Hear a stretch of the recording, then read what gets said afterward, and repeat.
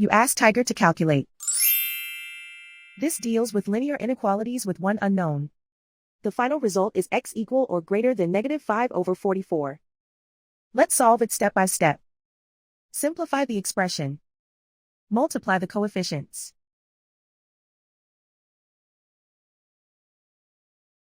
Swap sides.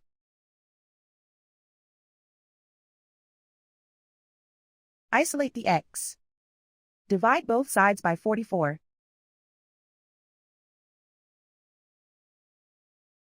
Simplify the fraction.